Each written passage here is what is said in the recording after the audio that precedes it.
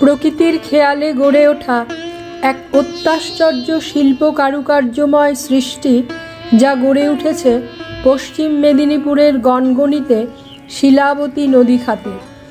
এটাই বাংলার grand canyon নামে পরিচিত।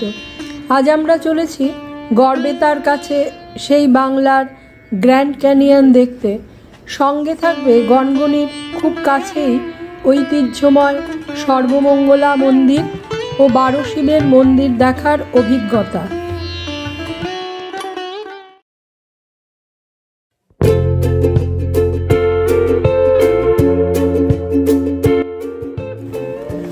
আমাদের 5 জনের দল রওনা দিয়েছিলাম সোদপুর থেকে সকাল 9:30টায়।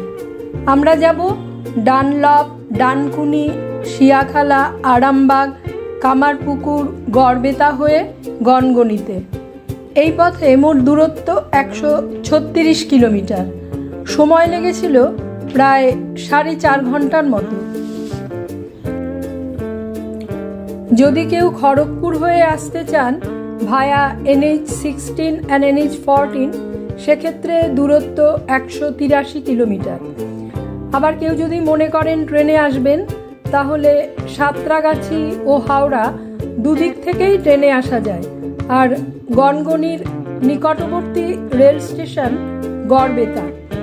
রেলের টাইম টেবিল আমার ডেসক্রিপশন বক্সে দেওয়া থাকবে, চাইলে আপনারা দেখে নিতে পারেন। গড়বেতা স্টেশন থেকে গনগনির দূরত্ব 10 মিনিটের মতো।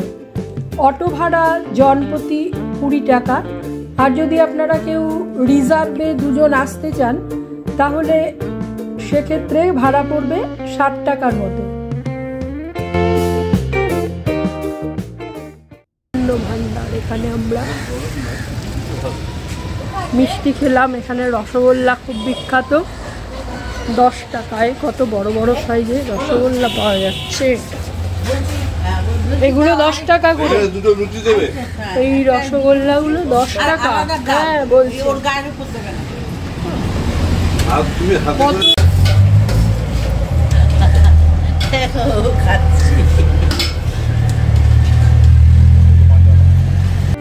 তারকেশ্বর থেকে আরামবাগের এই টোলগেট পর্যন্ত আসতে আমাদের সময় লাগলো প্রায় 45 মিনিটের মতো। এখানে টোলগেটে আমাদের অবশ্য কোনো পয়সা লাগেনি। আরামবাগ ছাড়িয়ে আমরা এখন যাচ্ছি কামারপুকুরের দিকে। দূরত্ব 16 কিলোমিটার। সময় লাগবে 35 মিনিটের মতো।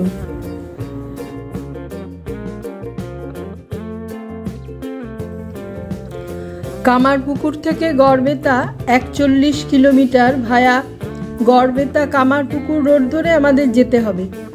পথ চলতে চলতে আমরা এই আলুর ক্ষেতের মধ্যে নেমে পড়েছিলাম। বেশ ভালো লাগছে গো দেখতে।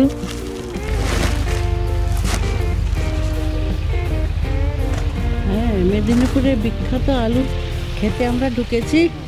আলু তোলা হয়ে গেছে অলরেডি। তোলা হয়ে গেছে, সেটাও দেখছি। খুব ভালো লাগছে দেখতে। দারুণ কত আলু বাবা। হ্যাঁ, স্ট্যাক করে রেখেছে আলু। হ্যাঁ,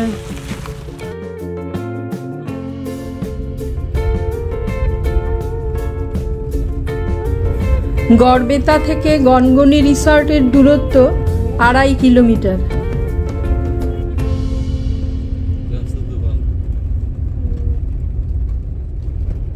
বেশ সুন্দর না রাস্তাটা। গড়বেতা গনগনি রোড ধরে আমরা প্রায় পৌঁছে গেছি গনগনি রিসর্টের কাছে। এখানে সবচাইতে ভালো থাকার জায়গা বলতে এই গনগনি রিসর্ট। পথে আসতে কয়েকটা অবশ্য ছোটখাটো রিসর্ট দেখলাম, তবে সেগুলো তেমন আকর্ষণীয় মনে হয়নি। রিসর্টে পৌঁছে আপনাদের সমস্ত রিসর্টটা ঘুরে দেখাবো এবং রিসর্ট বুকিংয়ের নম্বর আমার ডেসক্রিপশন বক্সে দেওয়া থাকবে। আমরা রিসর্টে থাকবো বলে আমাদের গেটে কোনো এন্ট্রি ফি লাগেনি। যারা বাইরে থেকে এখানে আসবেন তাদের জন্য 5-10 টাকার একটা নমিনাল চার্জ এরা নিয়ে থাকেন। গেট থেকে ঢুকে ডান দিকে সোজা গেলে এই রিসেপশন,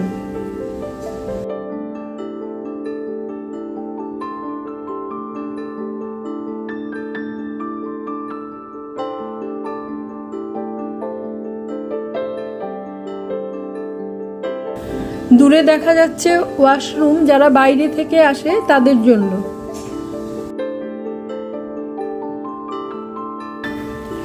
ঢোকার মুখে ডান দিকে নানা ধরনের সিজনাল ফুল দিয়ে সাজানো রয়েছে।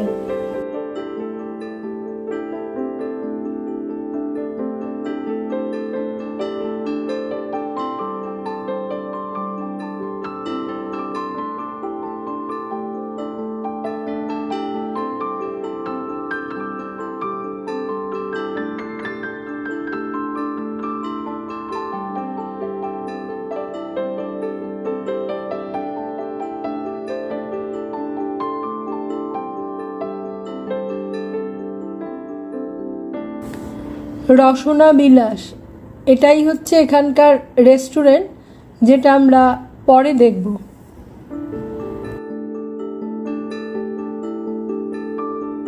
বিশাল পেঁপে রয়েছে গাছে।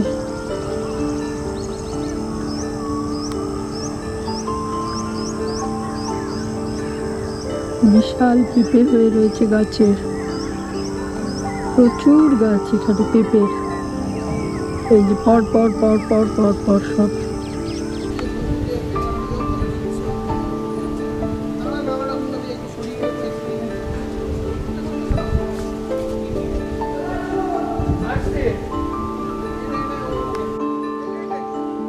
সেই সুকুমার রায়ের টুনটুনি আর বেড়াল। বিভিন্ন উৎসব অনুষ্ঠানের জন্য এই স্পটটা ভাড়া দেওয়া হয়।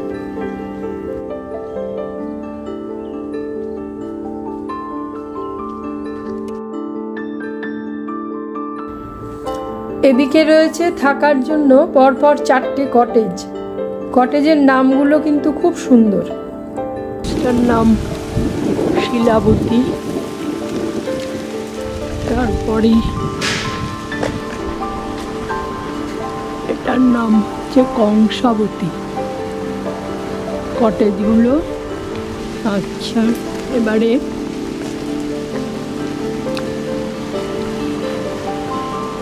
এই কটেজটার নাম ডুলুং।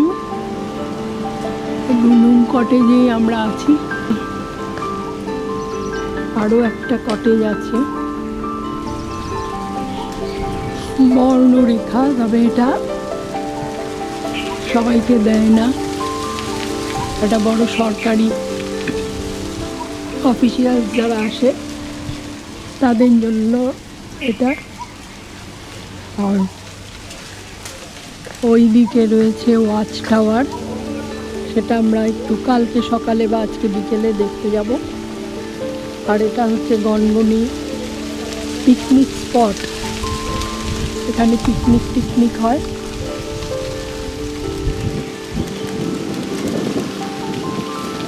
এই প্রপার্টিটা চালু হয়েছে 2022 সালে।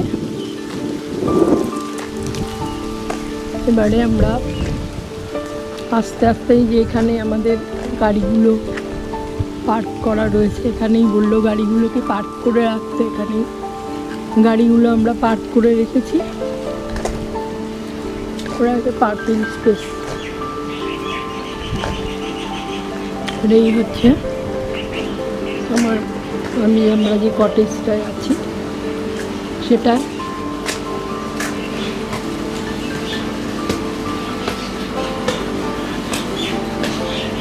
আমাদের ঘরটা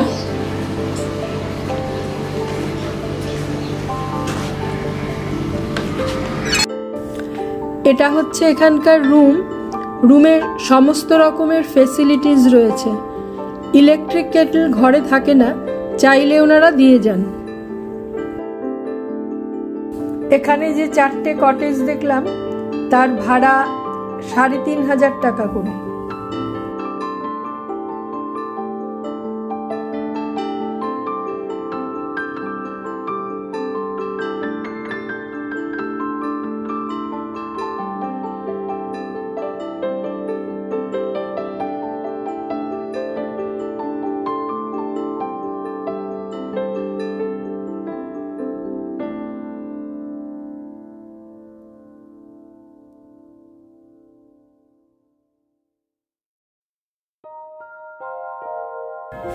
এটা ওয়াশরুম।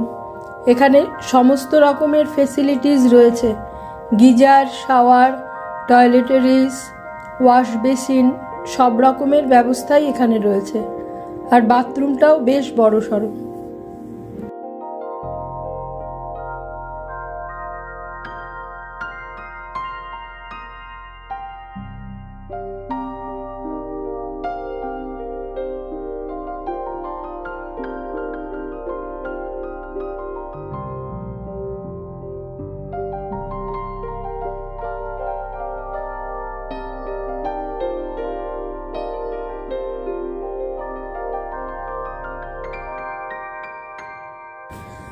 রুমের সবচাইতে সুন্দর অংশ এই ব্যালকনি। এখান থেকে ক্যানিয়ন ও শিলাবতী নদীর সুন্দর ভিউ দেখা যায়।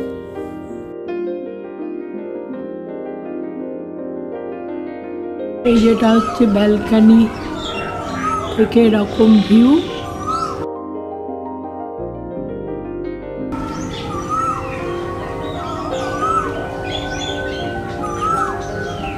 শিলাবতী নদীটা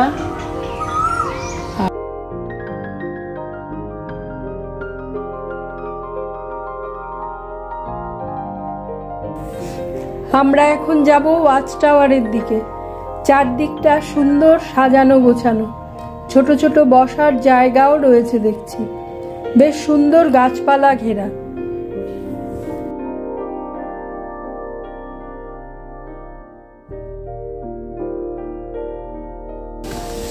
দেখতে দেখতে আমরা চলে এলাম টাওয়ারের সামনে। টাওয়ারের 3টে তলা রয়েছে দেখছি, দেখা যাক ওপর থেকে কেমন ভিউ।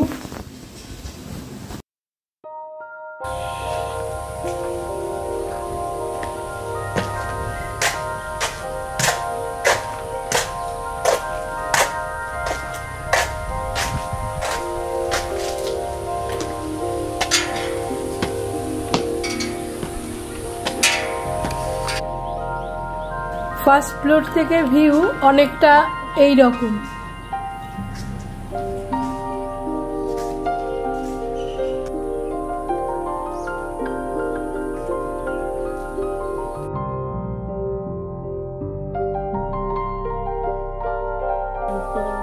এখন আমরা সেকেন্ড ফ্লোরে যাচ্ছি, দেখি সেখান থেকে কেমন ভিউ।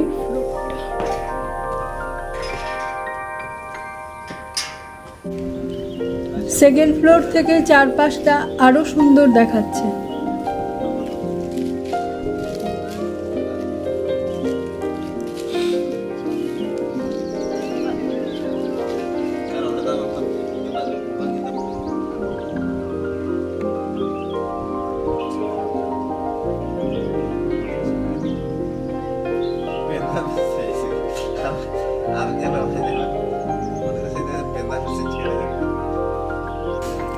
এখান থেকে শিলাবতী নদী ও ক্যানিয়নের ভিউ এক কথায় অপূর্ব। এটা ক্যানিয়নের আরেকটা দিক।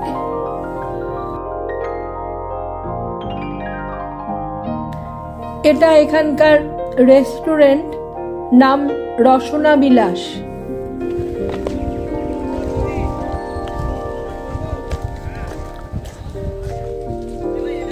বেশ বড় রেস্টুরেন্ট, ভালো। আবার যদি বয়স্ক লোকেরা থাকে, এখানে র্যাম্প দিয়ে ওঠার ব্যবস্থা রয়েছে। এদিকেও একটা র্যাম্প রয়েছে রেস্টুরেন্টের ভেতরে। এটা এইদিকে 10 বেড আর 6 বেডের ডরমেটরিগুলি। এখানে ড্রাইভারদের থাকার খরচ দৈনিক 500 টাকা করে।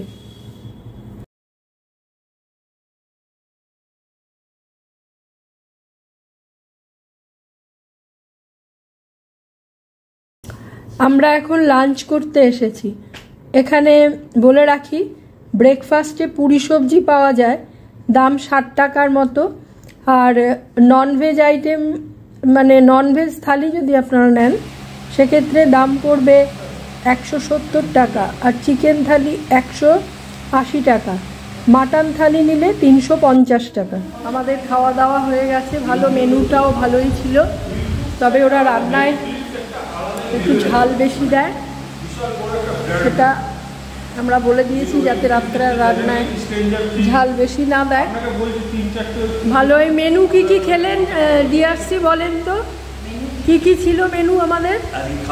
হ্যাঁ, কি কি খেলেন? নিরামিষে খেলাম ডাল, ভাত, একটা সবজি, একটা ফুলকপি দিয়ে পোস্ত দিয়ে, চাটনি, পাঁপড় ভাজা, আর প্রথমেই একদম ভারী সুন্দর বেগুন ভাজা।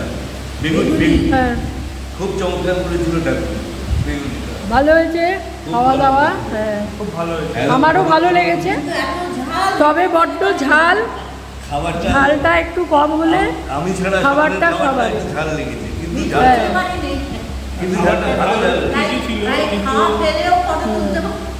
ঝাল খেতে পারেন। রেস্টুরেন্টের সামনে থেকে ভিউটা অনেকটা এই রকম, সামনে দূরে কটেজগুলো দেখা যাচ্ছে।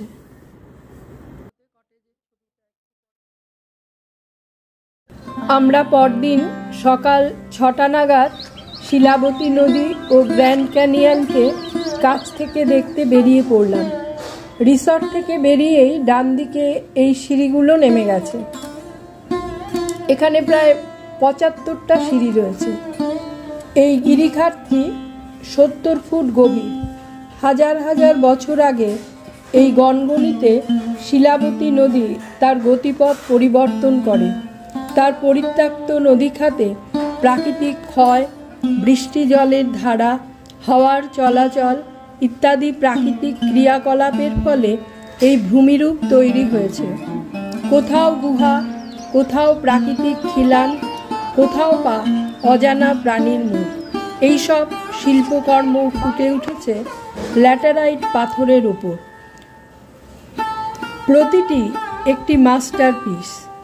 একমাত্র প্রকৃতি নিজেই যেখানে শিল্পী, সেখানেই এই অসাধারণ শিল্পকর্ম সম্ভব। স্থানীয় মানুষের বিশ্বাস, এখানেই একটা গুহায় বকাসুরের বাস ছিল। ভীম বধ করেছিলেন তাকে। আবার স্বাধীনতা আন্দোলনের সময়কারও ইতিহাস জড়িয়ে আছে এই অঞ্চলের সঙ্গে।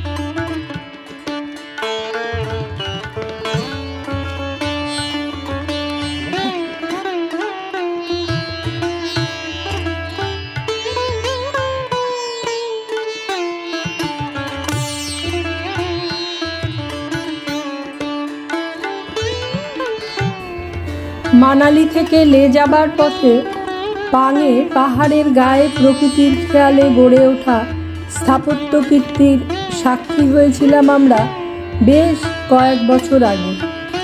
আজ আবার প্রকৃতির এক অসামান্য রূপ চাক্ষুষ করছি।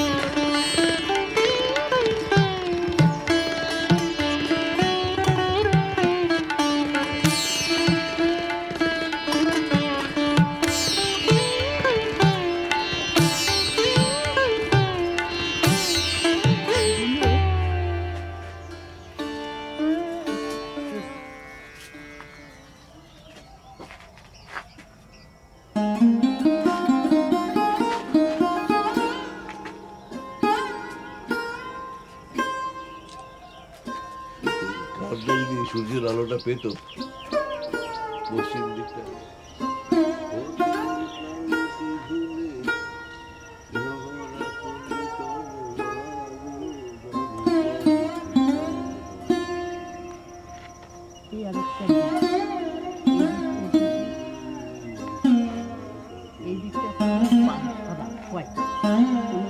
লাল কালো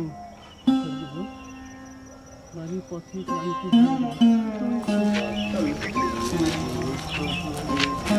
আমাকে ফেলে মিঠু, তোমাকে ফেলে চলে যাচ্ছি। তুমি ফটো তোলো, ভিডিও করো।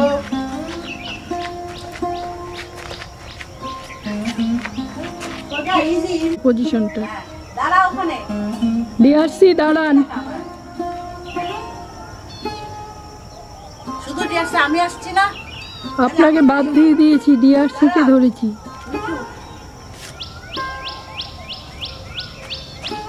বেশ হিমালয়ের পথই মনে হচ্ছে।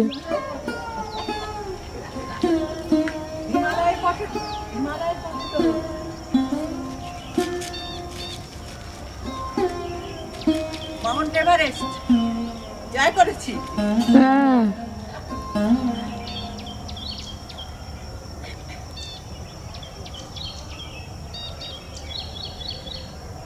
টার্কিতে এরকম আমরা কি জানি জায়গাটার নাম। কি সুন্দর স্ট্রাকচারটা। এখানে গিয়ে আপনারা দাঁড়ান না।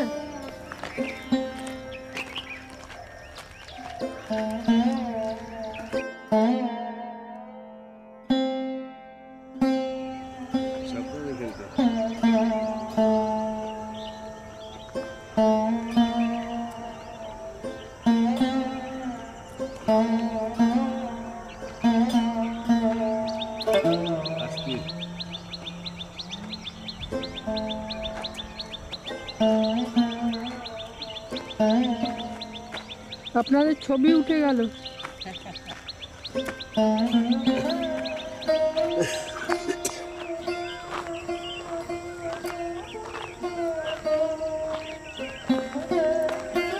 বাবা, অনেক পাখি টাখি আছে। এবারে আমরা চলে এসেছি একেবারে শিলাবতী নদীর কাছে। শিলাবতী বা শিলাই নদীর উৎপত্তি পুরুলিয়া জেলার হুড়া ব্লকের চকগোপালপুর গ্রামে। এই নদীটির উৎসমুখে মা শিলাবতীর একটি মন্দির আছে। শিলাবতী নদীটি পুরুলিয়া থেকে দক্ষিণ পূর্ব মুখে প্রবাহিত হয়েছে বাঁকুড়া ও পশ্চিম মেদিনীপুরের মধ্য দিয়ে। ঘাটালের কাছে এই নদীটি দ্বারকেশ্বর নদীর সঙ্গে মিলিত হয়ে রূপনারায়ণ নদী হিসাবে হুগলি নদীতে পড়ে। নদীর পাড় ধরে ধরে আমরা বেশ কিছুটা এগিয়ে গিয়েছিলাম।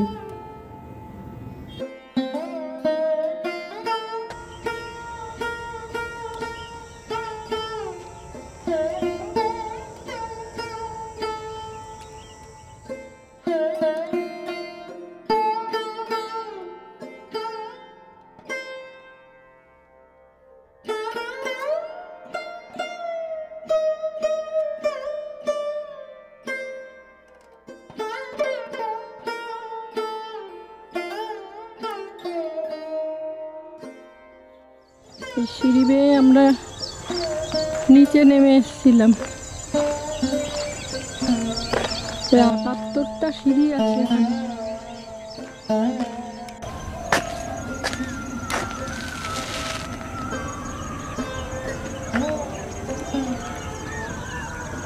ঝটিকাদিকে বেশ পরিশ্রান্ত দেখাচ্ছে। একদম পরিশ্রান্ত ঝটিকাদি, পরিশ্রান্ত।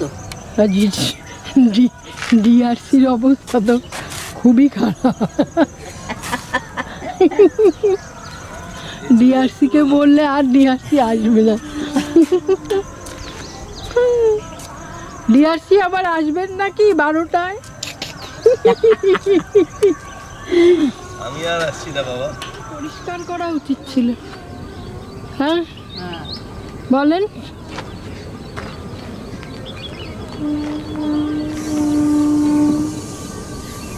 বোর্ডগুলো আরও পরিষ্কার পরিচ্ছন্ন করা উচিত ছিল।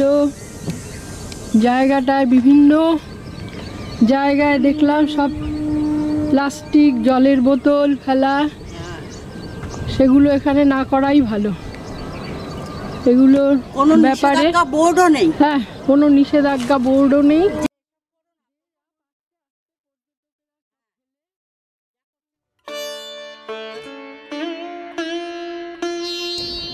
আমরা আজ বিকেলে যাচ্ছি সর্বমঙ্গলা মন্দির ও 12 শিবের মন্দির দেখতে।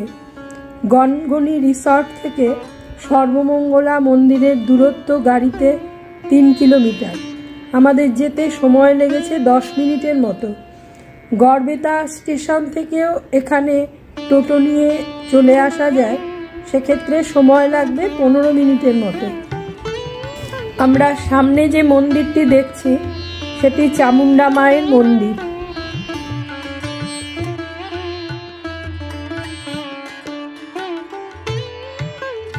মন্দিরের সামনে এই রাসমঞ্চ চত্বরে গাড়ি পার্ক করে আমরা পৌঁছে যাই মন্দিরের কাছে।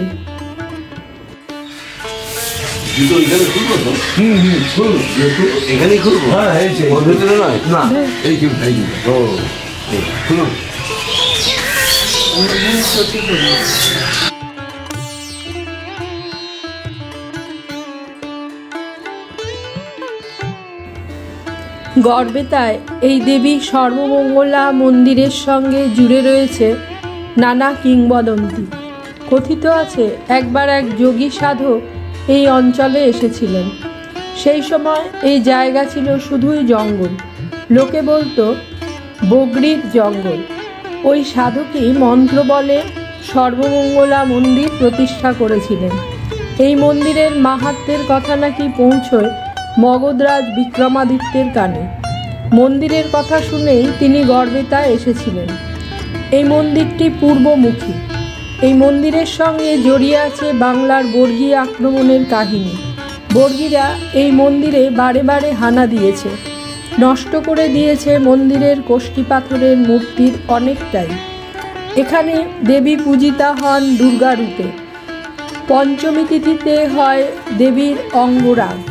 ওই দিন মোম, পারদ, গালা, সিঁদুর দিয়ে দেবীর মুখমণ্ডল তৈরি করা হয়।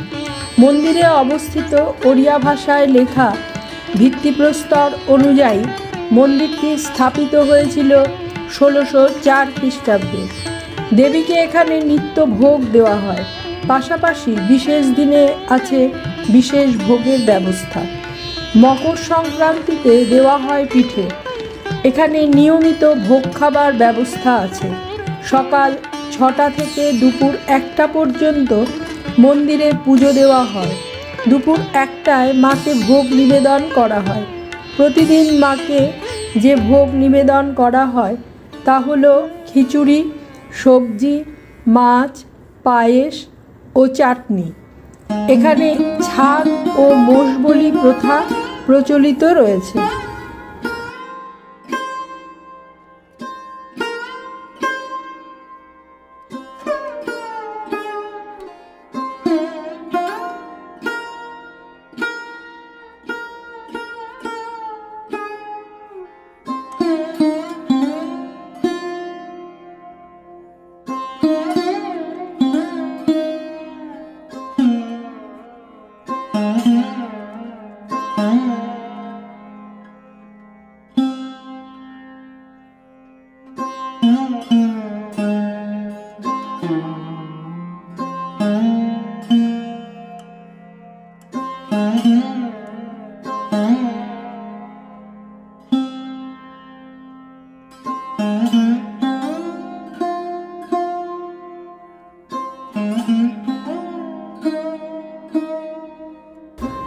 সর্বমঙ্গলা মন্দির থেকে 12 শিব মন্দিরের দূরত্ব 4-5 মিনিটে। আমাদের এখানে পৌঁছতে সন্ধে হয়ে গিয়েছিল। মন্দিরের প্রবেশের মুখেই রয়েছে লক্ষ্মী জনার্দন মন্দির।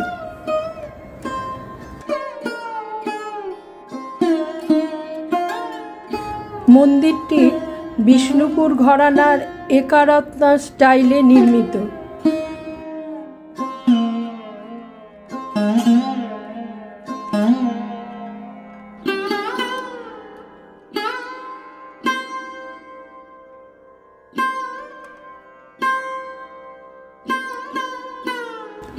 মন্দিরের গর্ভগৃহে রয়েছেন লক্ষ্মী জনার্দন।